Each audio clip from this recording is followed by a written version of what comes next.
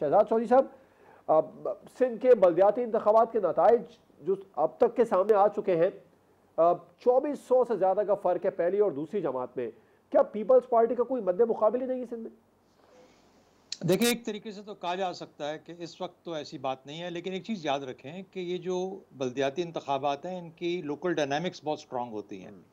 ये एक तो वेव है जो कि पीपल्स पार्टी के अंदर भुट्टो की वेव जिसे कहा जाए, या भुट्टो की पार्टी की वेव, या भुट्टो की बेटी और फिर उसके बाद आप उसके नवासे की वेव, वो एक अलग चीज़ है। लेकिन बल्दियाती इंतखाबात के अंदर जिस किस्म का आपको नतीजा निकलता है, इसकी एक लोकल वहाँ पर जो जो जो मारूजी हालात हैं उसके हिसाब से भी एक मिजाज बनता है। तो और आपने देखा होगा कि बहुत सारी जगहों पे ये ज़रूरी नहीं है कि भुट्टो के नाम के ऊपर तमाम की तमाम सीटें ही उनको गईं, बेशक एक लीड बहुत फ़र्क है। लेकिन हमें 2 चीज़ों का ख़्याल करना पड़ेगा, हम किस मुआशरे की बात कर रहे हैं। जब हम ये इस लेवल पे बैठ के इसका तज्ज़िया करते हैं, तो आम तौर पर हमारा ध्यान जाता है कि फेयर एंड फ्री इलेक्शंस की डिमांड आती है। हम कहते हैं जी कितने इंतखाबात ठीक होंगे, और फिर हम कहते हैं कि नहीं, यहाँ पर तो हमेशा कुछ ना कुछ धांधली की जाती है, या ज़ोर ज़बरदस्ती से वोट दिलवाए जाते हैं, या लोग जो वडेरे हैं वहाँ के सिंध के ख़ास तौर पर, वो अपना असर रसूख रखते हैं और वो उनके जो नीचे लोग हैं वो वोट नहीं दे पाते। मेरा ख्याल है इसके साथ साथ एक और भी हकीकत है जिसका हमें ख्याल करना चाहिए, और वही है कि बेशक भुट्टो को खुद अपनी ज़ात से गए हुए 40-45 साल या कितने अब 46 साल होने को आ गए, लेकिन उसका नाम, उसकी सोच, उसका मिजाज सिंध के साथ बिल्कुल जुड़ा हुआ है।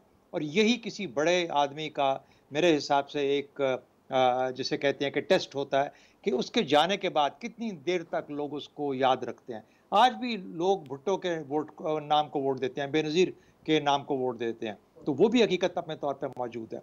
तो हमें एकदम से ये तसव्वुर कर लेना कि हम कोई शायद ऐसे इलेक्टोरेट बन गए हैं जहाँ पर कि हम अमेरिका और यूरोपियन ममालिक के मुकाबले में जाके इतनी क्लीन और इतने अच्छे इलेक्शंस और शफाफ इलेक्शंस होंगे। मेरा ख्याल है इलेक्शन भले जैसे भी हैं, हम जैसे हैं वैसे ही इलेक्शंस होंगे, जिस तरह का हमारा मुआशरा है, और जिस तरह से आज तक इलेक्शंस होते आए हैं, इसी तरीके से आइंदा भी इलेक्शंस होंगे, चाहे वो ये हों, ज़िमनी हों, जो कि पंजाब में आने वाले हैं, या बाकी ज़िमनी इंतखाबात। तो मेरा ख्याल है कि ये एक चीज़ आपने आज हमारे प्रोग्राम में नहीं है, वो पीटीआई की जीत है सवात से कल के इलेक्शन में जो गालिबन कल हुआ। मेरा ख्याल है वो एक बहुत इसी तरीके का एक सिग्निफिकेंट एलिमेंट है हमारी सियासत के अंदर। इसका मतलब ये है कि पीटीआई अपने तौर पर अपनी एक सियासी कुव्वत के हिसाब से खैबर पख्तूनख्वा के अंदर अभी भी अपनी हैसियत बहुत मुसल्लमा रखती है, उसका इजहार कल हुआ।